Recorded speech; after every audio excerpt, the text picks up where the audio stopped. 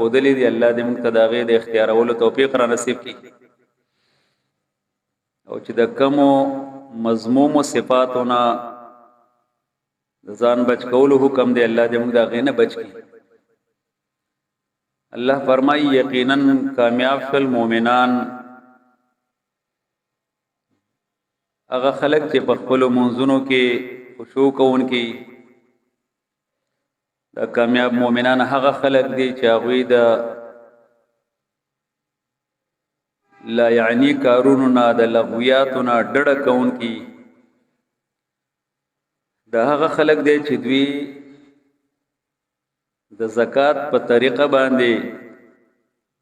عاملانی د زکات کار کوونکي او دا هغه خلک دی چې د خپلو شرمګاهونو حفاظت کوونکي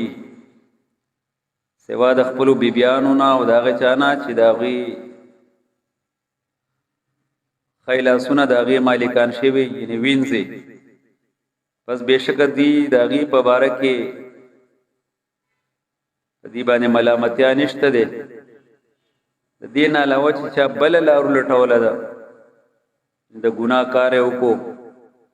خپل خواهش پوره کول یې وکړل نو یقینا دغه خلک د حد نه تجاوز کوونکي دي ورونو مونږ پکې په تیره جمعه باندې د لغو په حوالې سره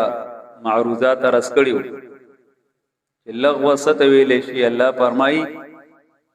د بامراد او کامیاب مؤمنان هغه خلک دی چې د لا یعنی کارونو نه د فضل کارونو نه هغه څیز چې هغې کې نه دینی فایده شته نه پکې جایز دنیاوي فایده شته د هغې نه به ځان ساتونکي یعنې دی به دروغ هم نه وایي هر وخت به استهزا او مذاق وړه وهل دا به هم نه کوي او دی به د یو ډېر زیات سنجیده انسان او د یو احساس لرونکي انسان او د ځان جوابدeh ګڼونکي انسان په شان خپل ژوند تیروي دام پکې ورسره یاد ساتل پکار دي چې داسې ونی چې مؤمن به خوش مزاج وي یعنې دی به هر وخت تندی به تریو وي او داسې څه په ژوند کې به داسې څه خبره نه وي چې په هغې باندې سړی خندا وکړي یا مسکا وکړي او یا داسې چې بالکل دی به د هر څه نه کټه وي نو داسې نه مؤمن خو د الله د پیغمبر صلی الله علیه وسلم زندگی زموږ مخې ته ده نبی صلی الله علیه و آله وسلم د الله پیغمبر و د نبی صلی الله علیه وسلم په محفل کې با صحابه کرامو د یو بل سره طنز و مزاح هم کو یو د مذاق وړانا بچا پسې پیشاړې کول چا سپک ویل خپل درنه ویل بل سړی د بل په نظر کې کته کول دا حرام دي دین من راغلی دا سورۃ الحجرات کې دا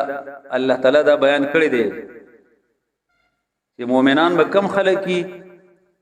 دا به د یو بل مذاق نه وړاوهي الله فرمای ایماندار لا یسخر قوم من قوم عسى ان يكونوا خيرا منهم ولا نساء من نساء عسى ان يكن خيرا منهن ایماندارو مؤمنان سړي دي د نورو زنارینو د سړو مذاق نه وړاوهي خندا او پیشاړې دي بس نه کوي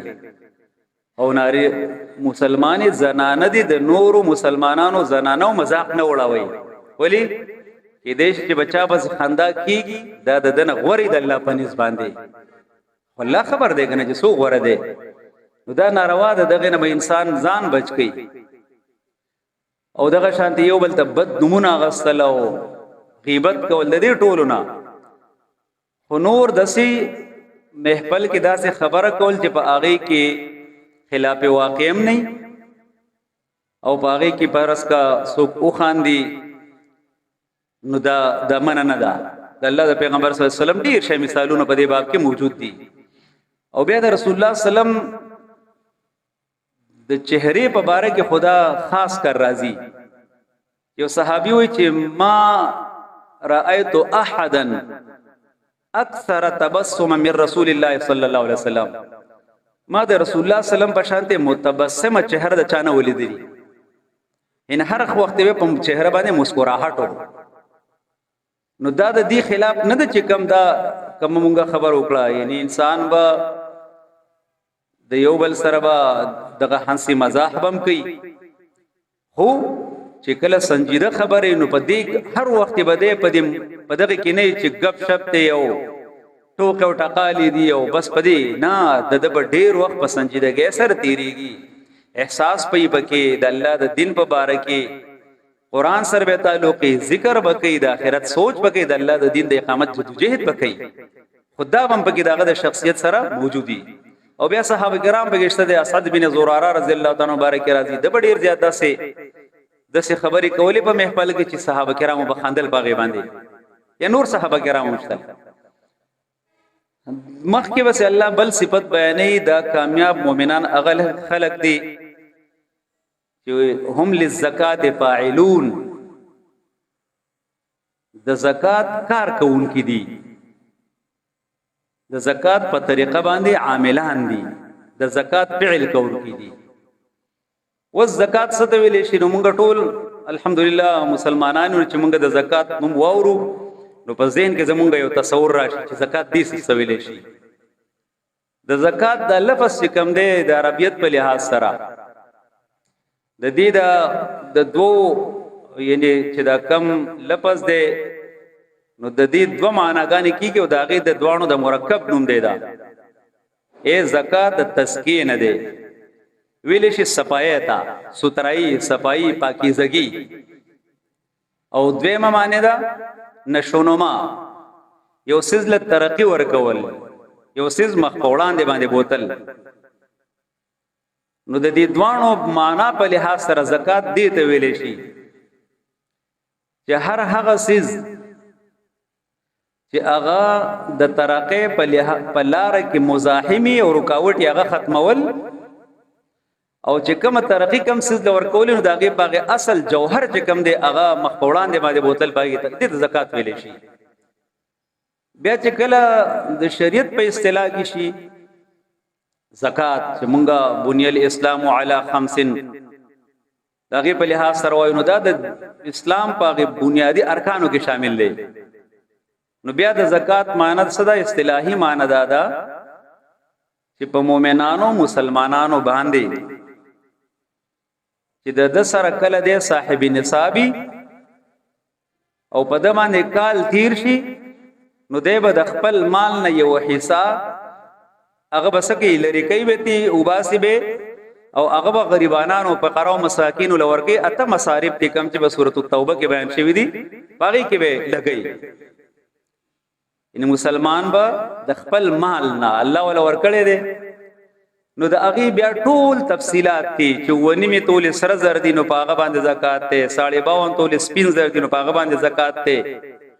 چې د چا سره غړي او بيزي دي نو چې سلوي خو داغې نه سیوا دي او بار سریدون کې نو پاغه باندې زکات ته چې د چا سره غوایان دي غواګانې میخه وغیرہ ډیر شه داغې نه سیوا دي پاغه باندې زکات ته دغه شانتی رجا سره وخان دي نو دغه چې 15 یا دغه نه سیوا دي پاغه باندې بیا دغه پر اوګد نصاب رسول الله صلی الله علیه وسلم بیان کړی دی چیرې دومره تعداد تورسی کې نو سمره زکات بسنګ ور کوي او دغه سره سره بیا پزمکو کې چې منو هغه ته عشر ویلې شي ځکه بیا په دوه قسم باندې دي یو چې کم نهریزم کوي په کم باندې کاس راځي او دویمه هغه چې کم بارانیزم کوي لل می چورته مونږ وایو نو په لل مو کې نیم عشر دی او په دې په لل مو کې عشر دی او په دې باران د غزمکو کې چې کم اریګیشن والے کم باندې چې کاست راځي کم چې زمونږه په دې وبخر و غیره باندې کم چې ابيانه مونږ ورکو باغې باندې نو په هغه کې نیم عشر دی نو نیم عشر مطلب شلما او عشر مطلب لسما نو دا پاغي کې بیا په کیسه نو هغه پوره خپل ځای باندې تفصيلات دي نو د اصطلاح په لحاظ سره دغه معنی شو چې زکات دې ته ویل شي شریعت په اصطلاح کې خو قران عظیم شان کې الله تعالی چې د زکات د ادا کولو کم کوي نو نو هغه کې بار بار سے واقیموا الصلاة وآتوا الزکاة، مونږ قائم کې زکات ورکې، یا وی تون الزکات زکات ورکول کی، یعنی دا هغه نه معنی دا شوا چې دا د خپل مال نه چې الله ول ورکړې دی د الله د رضا د پاره چې په د باندې کم پرشینو هغه د الله د رضا د پاره ورکړي. تفصيلات دغه مختصر غونته موږ د نصاب خبر وکړه. خودل ته کې الله تعالی فرمایي دا د زکات په طریقه باندې عاملان دي، د زکات کار کوونکي دي. نو د زکات کار کوونکي دي او زکات ورکوونکي په دې کې فرق دی. چې کله مونږ وی زکات ورکوونکي دي نو د هغه نه مانس شي چې د خپل مالنا یو متعینه حساب چې سونه دا یا چاندی دا یا چې کم نقدیات مونږ په نقدو کې ورکو نو 2% دغه نه ورکول دي 2.5 روپے بسلو کې ورکول دي. په دغه باندې بیا قیاس کواو چې سونه مال او دولتي باغې باندې او چې کله ولذین هم للزکات فاعلون نو د دې معنی دا شو چې دا د زکات په طریقه باندې عاملان دي، د زکات کار کوونکي دي. نو بیا د دې روم معنی فراخ شوا کولاو د بیا زکات کار کوونکي دي، اے تزکیه کوونکي دي، صفائی کوونکي دي، دسا د خپل نفس صفائی کوونکي دي، تزکیه نفس کوونکي دي، د خپل اخلاق پاک کوونکي دي، د خپل زندګو د ژوند پاکونکي دي، او چې مال وسره د مال پاکونکي دي. یعنی هغه کې چې د الله د طرف نه کم څه متعینه یې صدا هغه ور کوي او د په اخلاقو کې د په افکارو کې د په اعمالو کې چې کم څه زره ګنددي کم نمونه اعمال یا افکار د شریعت خلاف دي هغه ختمي لري کوي، او چې کوم ورته شریعت خینو هغه افعال هغه اعمال هغه افکار هغه اختیاري دي. طبيعت د تزکیه کار ویل شي. اورونو په دې له سره بیا قران عظیم شان دا تزکیه نفوس او تزکیه اخلاق او تزکیه کردار دا په قران عظیم شان کې الله تعالی بار بار بیان کړی دا. د رسول الله صلی الله علیه و آله وسلم د بعثت چې کوم بنیادی مقاصد دي نو الله تعالی چې بیان کړی دي د ابراهیم علیه السلام دعا ده. سورۃ البقره کې الله تعالی فرمایي ابراهیم علیه السلام چې کله بیت الله شریف آباد کو او اسماعیل علیه السلام دوانو نو به د الله نه دعاګانې وغوښتې دي. یو دعا پکې دا وربنا وابعث فیهم رسولا منهم يتلو عليهم آیاتک ويعلمهم الكتاب والحکمة ويزکیهم. اے الله تعالی په دې خلکو کې هم د دوی د جنس نه یو پیغمبر ولېږي، هغه پیغمبر کار وسی هغه ودی تستا د کتاب آیتونه تلاوت کوي. ويعلمهم الكتاب يتلو عليهم آیاتک تلاوت د آیتونو، ويعلمهم الكتاب دې کتاب علم ورته ور کوي. یعنی په دې کې الله تعالی فرمایي حکم دې په کومه طریقه باندې بدا حکم پورا کولی دغه تعلیم ور کوي. والحکمت حکمت دانائی سمجھداری یعنی الله د پیغمبر صلی الله علیه وسلم احادیث او سنن دغه تعلیم ورته ور کوي او دغه سره دغه تزکیه وکړي، دغه صفائی وکړي. بیا هم دغه یو په دغه طریقه باندې دا مضمون چې کوم دی په دغه سورۃ البقره کې الله تعالی لږ مخ کې بیا راولي کما ارسلنا فیکم رسولا منکم یتلو علیکم آیاتنا. ورپسې دغه سلورونه خبره پیغمبروم لګلې ده تاسو غوړه امت یې څنګه چې قبله غوړه درکړه بهترین امت پیو ګرځولې د قشان غوړه پیغمبر الله درکړي. مقصد یې څه دی؟ پیغمبره چې کوم بنیادی دعوت نو یتلو علیہم آیاتک آیتونو تلاوت تعلیم الکتاب تزکیه نفوس او دغه سره د حکمت او دانایه خبره. بیا هم دغه مضمون بیا مخکې جلاله په سورۃ آل عمران کې بیا الله تعالی فرمایي لقد من الله على المؤمنين اذ بعث فيهم رسولا منهم. یقینا لوی احسان کړی الله په مؤمنانو باندې چې په هغه کې د هغه د جنس نه یو پیغمبر ولېګو او بیا سکی د الله د کتاب تلاوت ورته کوي، هغه ورته اوري، دا غي تعلیم ورته ور کوي، د سنتو خبره ورته کوي، تعلیم ور کوي او تزکیه نفوس کوي. او بیا په 4 نمبر په سورۃ الجمعه کې په 2 نمبر آیت الله تعالی بیا فرمایي هو الذی بعث فی الامیین رسولا منهم یتلو علیہم آیاته. الله تعالی غزاد ته چې په امیینو کې انپړو خلکو کې د دوی د جنس نه پیغمبر لګو. دا مقصد سره تلاوت آیات، تعلیم الکتاب، تزکیه نفوس او تعلیم الحکمه. نورونو په دې لحاظ سره دا الله بار بار بیان کړی دی. قرآن کې الله مخکې فرمایي قد افلح من تزکا، یقینا کامیاب شو، حقیقی کامیاب هغه انسان دی چا چې تزکیه اختیار کړه. وذکر اسم ربه فصلى. نو دغه شانتي قد افلح من زکاها وقد خاب من دساها. نو دا تزکیه خبر بار بار. نو تزکیه د نفس هم دا چې دا نفس د انسان دا د په قابو کې راشي او د صفایي وشي. ځکه نو قران عظیم شان کې الله تعالی د نفس چې کم کیټیګریز بیانې، نو یو نفس اماره ده، یو نفس لوامه ده، یو نفس مطمئنه ده. نو دا خو چې کله انسان هم دغه شانتي یعنی کولاوي پر خو دي، نو د خواهشاتو په اتباع کې روان، نو هغه ګندشي انسان بربادي طرف تراوي. ان النفس لاماره بالسوء. او چې کله انسان د الله تعالی په دین باندې رواني یو د قران سره وابستګي، نو دنن لوامه او بیا غټاب کیټیګری د نفس مطمئنه ده. نو د دې نفس صفائی کوي. نو تزکیه نفوس دا د ژوند د ټولو نه لوی مقصد دی چې یو انسان داغه د نفس صفائی وشي. او بیا نبی کریم صلی الله علیه و آله وسلم داغه ذکر کړی دی دا انسان چې کم دی دا الله پیدا کړی دی د خپل بندګۍ لپاره، او په د باندې دا امتحان دی چې په دې امتحان کې د کم طرف تزي. دا په خپل خواهشات اور پسې کیږي، د نفس اتباع کوي، د شیطان په لار باندې زی کنه دا خپل نفس دې په کنټرول کې ساتي او د الله په شریعت باندې کامدن کوي. دغه یو جګړه ده، دا مسلسل یو معرکه روانه ده. ذکر رسول الله صلی الله علیه وسلم په یو موقع باندې فرمایل کنه چې تاسو د وړو کې jihad نه لوی jihad تر واپس شوي، یعنی قتال فی سبیل الله خلوی jihad دی کنه، او هغه ته jihad اصغر وي،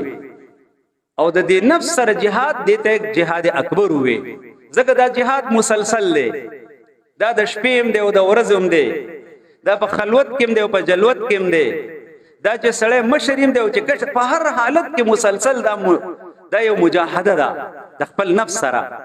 نو الله تعالی فرمایي دا مؤمنان هغه خلق دي چې دی د زکات په طریقه باندې عاملان دي، د زکات کار کوونکي.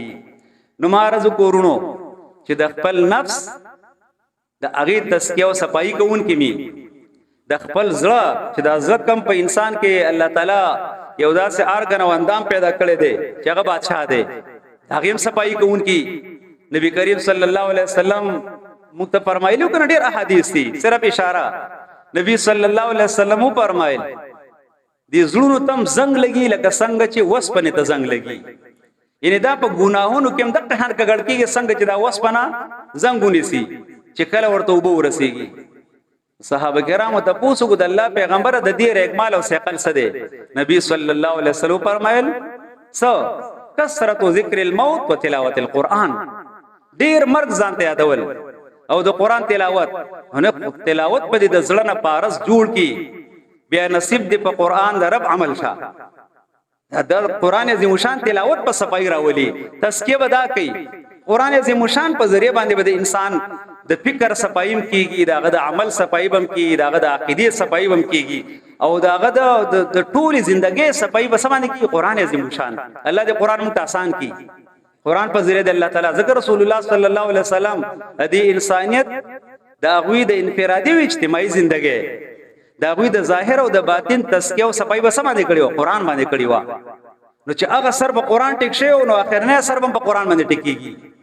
هغه اقبال ډېر خپل خبرې کړیو کنه چې کتاب زنده قرآن حکیم حکمتی او لا یزال است قدیم. او ناشنا کتاب، کم کتاب قرآن عظیم شان، د دې حکمت د دې کې چې کم د بصیرت خبرې دي نو هغه ډېر قدیم دی او هغه له هیڅ زوال نشته دی افکار ولا عقاید ولا نظامون ولا ازم لا هغه له څه زوالي قران عظیم شان چې سویل دي نو 1400 سال مخکې څنګه هم اق شانتي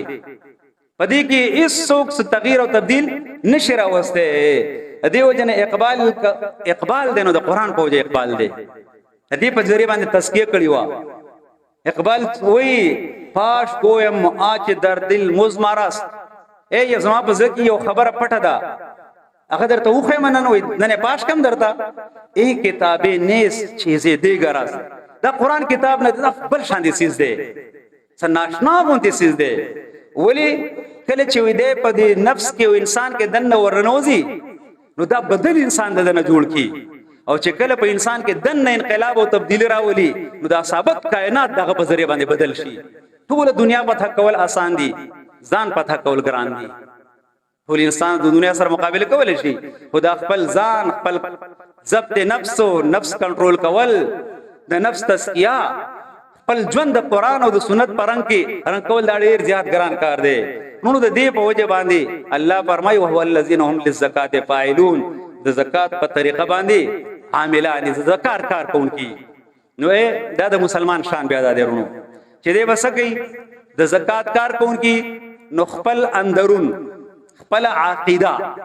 هغه دغه تزکیه کوونکی دي پاکونکی دي عقاید چې کوم متفرد بیان کړ دي کنه سور رسول الله صلی الله علیه وسلم ته سورۃ المدثر الله تعالی د رسالت ذمہواری حواله کوي نو پاغي کې مرتد قویا ایها المدثر قم فانذر وربك فكبر وثيابك فطهر والرز فاهجر ولا تمنن تستكثر ولربك فاصبر اے کمبل غستون کیا پاسا خلق خبردار کا د خپل رب لوی بیان کین نه عقیده رب لوی بیان کا د رب په مقابله کې د هیڅ چالوی م بیانوا دغه نیګیشن کا اغلان دي کا بیان کا بار بار وایا ورونو ګره دا سونه پاسانه موږ بیان کو الله اکبر ودل الله اکبر او دا لا اله الا الله ول په هغه ځای کې تصور کې لاړ سوال سو کلمه کې 300 شپته بوتان پراته دیو خلق لګیا دي بربند توافونه کې د بیت الله شریف نو هغه وخت ته الله اکبر نو وسمګه نه په موږ پويګو او نه په چې چا په مخ کې وای هغه په پويږي ورنه دا خدا سي او خبره ده چې کله دې په جواب باندې راغلا زلت دې کوزه شوا نو تا د هر سیز نه انکار وکړو هر یو باطل قوت سره ته پړه غره کېږي بیا د خپل ځان نه شروع کې نو خپل تزکیه نفس د خپل ځان د دې نفس نیګیشن د دې نفس د دې نپی کول چې دې درته سوي نو هغه دغه جانچ پرک کول چې د الله او د رسول صلی الله علیه وسلم د هدایت موافق ته وکني دې ځنه شروع او بیا په خپل کور کې او د قشان د ډیر لوی جګړه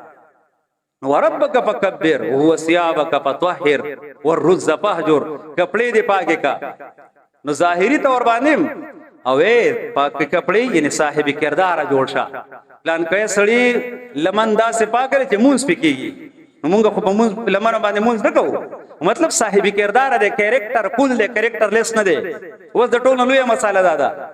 چې مسلمان په جبه باندې خو مونږ یو خو د کریکٹر په لحاظ سره زموږ خبره لاندې ده دنیا کې زګه په زوال باندې کپڑے مګه شان دي پاکي نه دي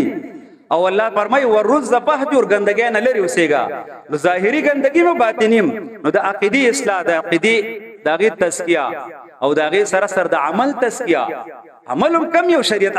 عمل نیک عمل دی کم چې د شریعت موافق ته هغه د پردا شرط ته چې ایمان به وسري دا وسره شرط چې په اخلاص باندې وي او دا شرط چې د الله د پیغمبر په طریقه باندې وي یا د صحابه کرامو په طریقه باندې ډیر لوی عملو کو چې باغی کې د الله د پیغمبر طریقه نشته او صحابه کرامو طریقه نشته دا باندې عمل نه وګم منځونه کوا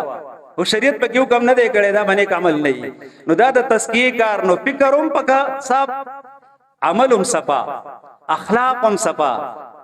او خپل کردارم صفا او رونو والذین هم للزکات فاعلون دویمه معنی سره دا چې आवाज د خپل ځان پورې ودی محدود نه فلزان یوای سپاینا خو بدرجه اولا بکی اخو ټاپ پرایورټی د پس پرایورټی د قران وی یا الذین آمنو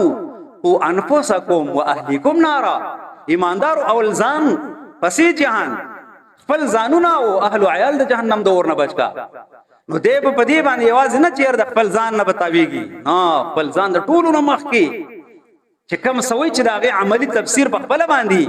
یا ایو الذین آمنو لم تقولون ما لا تفعلون کبر مقتا عند الله ان تقولوا ما لا تفعلون. مومنانو کار خبره ولې کوي چې عمل پې نه کوي؟ نو مطلب چې دا خبرم پرې ده نه، زجر ده، وعید ده، دا خپل عمل دی د قول سره مخامخ یو شانتی کا. تاسو هغه سیاسياتو تیوري گیپ بټوین تیوري اند پریکټس د عمل او د قول په منځ کې فرق دی. قران وای دا مرا ولا دا شخصیت کامل نه دی، خپل جب چې د څنګه چلے عمل هم دغه مطابق کا. نو د اغه سره سرونو خدای په چا پیر چل کې بیا ګوري. نو د زکات فاعلون خپل معاشري دغه صفائی بم کوي. موږ خپل کورونه پاک ساتو کنه. نو محلک به زموږ پرس کا غندې مولانا مودودی رحم الله خپل مثال ورکړي. وای یو سړی دی هغه وای چې زما په کور کې دنه ما بالکل هغه چې کم هایجینیک انوایرنمنت ته ما پرووایډ کړی دی چې سبق د حفظان صحت کوم اصول دي پورا عمل په کوما. وب می پاک دي، هوا می پاک ده، ګندګي نشته ده پکې. زما د بار سر سکار ده. نو ګوره د دې بار نه بدا ګندګي کله به د هوا په ذریعہ باندې راځي، کله به د انسانانو د خپل په ذریعہ باندې راځي. خامخا به دې نه متاثر کی. سمانه ده چې ته په خپل باندې خی چار چاپیره ماحول درته خرابي، نو د دغه ګندګي اثرات په پتا مرتب کیږي. همغه وای کنه په دې معاشره کې چې کله مونږه امر بالمعروف او نهی عن المنکر نه کوو، نو دا خبره روانه نه دي. د آیسونه کم کم نمونه کورونه متاثر شول. خو زمونږه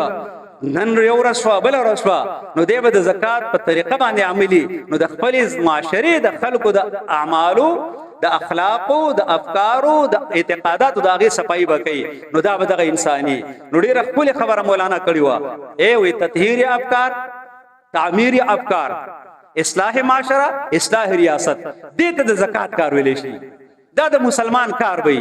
چې دی به د انسان د خپل ذهن او د نور خلکو د فکر صفائی بم کوي، داغه تعمیر بم کوي، داغه سره سره خپل شخصیت بم جوړي. بیا په معاشره باندې کار کوي او د دې دوانو سره سره بیا په ریاست باندې کار کوي. ځکه چې کله ریاست ته ټیک نو بیا په معاشره کې د تقوا ماحول نه جوړيږي. چا خپل خبره کړی و چې باطل کے اقتدار میں تقوا کے آرزو کیسا ہنسی پرے بہکائے ہوئے ہیں ہم. اب تک اقتدار د باطل وی، باطل پرست غالب وی او ځین زماره متقی جوړ شي نشه جوړې ده، بالکل نشه جوړې ده. اگر کته ډیر زیات کوشش وکړي دا مونږ کې تاسو کې ډیر شای ایجوکیټډ خلک نه سي. مونږ تنخواګانې بس باندې اخلو، بانکونو باندې نه اخلو. د بانک نظام څه دی؟ زمونږ اکونومیک سیستم په سود باندې نه دی. نو سودی نظام حرام نه دی، د الله او د رسول سره جنگ نه دی. نو دا سود مونږ ختمولای شو نه شو ختمولای تر څو چې په ریاست باندې دغه کلام غالب کړي نه، هغه خلک نه راغلي او مونږ مجبورې په دې باندې په کور کې پیسې نشه ساتلې. نو تبه ز کرنٹ اکاؤنٹ دیکھو، کرنٹ اکاؤنٹ کې چې پیسې کې دي نو په دې سودی نظام کې هغه لګي. هغه د سنې چې دا د مولانا سره پیسې دي، د مدرسې پیسې دي، دا مونږ مخ په سود باندې نه ورکو. هغه فکر د ځان سره نوٹ کې منیجر صاحب او مخ کې ورکه منډیا والے په سود باندې ورکی، چرته کې اوس دکاندار له په سود باندې ورکی. نو ترغه وخت پورې نشي کېده تر سوچ اصلاح ریاست نشي. الله دې متناسب کړي کی اورونو نور الله تعالی د مقتدا توفیق راکړي. رسول الله صلی الله علیه وسلم فرمایي مر را منکم منکرا فليغيره بيده، چې کله دې منکر کارو په لاس باندې منع کې. دا د ایمان د ټول نه ټاپ حیثیت دی، اوچت مقام ده چې په لاس باندې برای منع کول، خو په لاس باندې خور څوک نشي کولای کنه. دا کار د ریاست دی چې پرس کې یو برای چرس خرڅون کې دی، آیس خرڅون کې دی، د آیسو پروډوسر دی، د آیسو فیکټری والا دی. دا ټول خلک د ریاست هغه ته واګه چولې شي یا نور هغه نه له هاذ القياس عمر چې خدای سره سره د مؤمن شان ودای چې دی با د ګناه خلاف لګیا وي. او فإن لم يستطيع بلسانه طاقت دینه په جواب باندې اصلاح معاشره تزکیه نفس کنا زکات پایلون والذین هم للزکات پایلون جواب باندې وایا داغه خلاف خبر وکا او چې نه نو پسله کې ورته بدو ګور. رسول الله صلی الله علیه وسلم فرمایي وذالک اضعف الايمان، دا ګور ضعیف ترین مرتبه د ایمان دا چې ګناي او پسله کې ورته بدو ګور کمزور ایمان دا ده. رسول الله صلی الله علیه وسلم بل حدیث کې فرمایي ګوره د دین اخوا د اوري د دانې امر ایمان نشته دی. الله اکبر، چې ګناه ته ګناونه وي په ګناه باندې ته دغه خلاف نه درېږي خبرونه کې وځي کې ورته بدونه ګوري نورون الحمدلله ډیر کارونه کیږي په دې معاشره کې خود د برای چې دا کم کارونه کیږي نو دغه خلاف چې کم خلق لګیا دي الله تعالی دې هغه په لاسو کې نورم طاقت ورکړل کی دا زموږ د پاره ډېر لوی خبره ده اوس خو د میډیا زمانہ د سوشل میډیا د داسه ده سوشل میډیا باندې ان سوشل کارونه کول دا زموږ یو طریقې کار جوړ شوی دی یو نوجوان دی نو مې غسل خامخا غواړم شانام په نوم باندې درکې نه پیژنم خو هغه دا کار کوي چې په دې سوشل میډیا باندې کم خلک اخلاق باخته کارونه کوي کنزلی کوي یو دغه شانتي هغه برای خوري فحاشي خوري دغه خلاف لګیا دی او کار کوي یو ډېر لوی کار کوي په لاشي او دغه خلاف لګي ریپورت درج کی په عدالت کې او د پولیسو په ذریعہ باندې هغه انسان راګيري او هغه باندې دا ډېر لوی کار کوي الله دې زموږ د ځوانانو له توفیق ورکړي کی دا کار نه شم کولای زه خدا کولای شم چې وینا وکم خدا نشم کولای چې یو بد کردار انسان دی او دغه سره په عدالت کې ودرېګم دا ډېر زیات لوی زړه غواړي دا ډېر زیات لوی حوصله غواړي نو چې دا کارونه سوکي نو الله تعالی دې ول نورم توفیق ورکړي دا برای نه ختم شي دا میډیا چې کومه ده دا خو دوداري تلوار دی که په خطرې کې استعماله که په غلطه طریقه استعماله که خې استعماله نه قران پکې موجود دی احادیث پکې موجود دي علماء کرام پکې موجود دي او چې په غلطه استعماله نو بد کرداریم پکې موجود ده نورونو عرض مکو الذين هم للزکات فاعلون او اخرنه خبره ده ډېر خپل اجتماعات وشول پنځپیر کې لوی اجتماع وشو لوی علماء کرام وبکې اوس په رایوړ کې لوی اجتماع روانه ده الله دې بګ ډیر خیر او برکت دغه نه خور کړل کی سو کوم چې د نیکه کار کوي مونږ وای الله تعالی دې د اغوی مټه مضبوط کړل کی الله دې د نیکان خلق په یو بل کې متحد او متفق کړل کی زګه چې برایه ولا په نظم باندې دي منظم دي او چې کم یو د اصلاح کار کوونکې دي هغه به ترتیب دي سکیټرډ دا هغه هغه کوششونه هغه سدي زنا یو بل جدا جدا نو هغه شانته هغه زموږ لپاره پروتکول کیږي نه هغه شانته ثمرات نه مرتب کړي په بیان دنه کې کار دی الله دې ور پکې ډیر زیات خیر او برکت واچول کی او دا بل اجتماع به جماعت اسلامي را روانه ده لوی اجتماع داغه خو به تخصیص بیا دی چې یو طرف ته نارینه بل طرف ته زنانه ولې دا کار کوي چې خلکو د دوخه چې یو اسلامي ریاست هغه کې مونږ دا تصور ورکو چې په اسلامي ریاست کې هم دغه شانته مونږ غواړو چې دا نارینه څنګه د الله په نسبت مسؤل دي دغه شانته زنانم پرده کې بالکل ځان لا دغه د تربیت او د تزکیه کار او دغه په ذریعہ د ټول دنیا ته پیغام نو ډیر ورونو باغی کې د حماس مجاهدین مرضی او دغه په ذریعہ باندې د ټول دنیا ته پیغام خوري چې ګوره اسلام تاسو یې ایکستریمیزم دی تاسو یې د ارتوډاکسي تاسو یې د قدامت پسندي تاسو یې چې د اسلام چې کوم د ترقه د هغه خلاف دی نه اسلام خو ترقه غواړي د ټولو نه اپ ټو ډیټ دین خو هغه اسلام دی اسلام کو مسلسل د ریسرچ اسلام کو مسلسل د ترقه تاکید کوي نو دی په وجه باندې ورونو چې دغه کار د دې لپاره دنیا ته مثال پیش کړل شي چې مونږ په دنیا کې کپرس کې اسلامي نظام واړو نو مونږ اخراج العباد من عبادت العباد الى عبادت رب العباد مونږ انسانان د انسانانو د غلامانو وباسو او د رب غلامه کې ورکول غواړو او من جور الجائر الى عدل الاسلام مونږ د ظالمانو د ظلم نه وباسو او د اسلام په انصاف په نظام کې ورکول واړو او من ذیق الدنيا الى ساعه الاخره مونږ د انسان د تنگ فکر د تنگ دنیا نه وباسو د اخرت وسطونه ته ورسول غواړو ورونو په دې ټولو اجتماعاتو کې د الله تعالی خیر او برکت واچول کی په خپل امن کې د الله تعالی وساتل کی او الله دې په دې وطن کې امن هم راوصل کی اسلامي نظام د الله تعالی راوصل کی او مو تاسو ناراضي شي اقول قولي هذا استغفر الله لي ولكم ولسائر المسلمين واخر دعوانا الحمد لله رب العالمين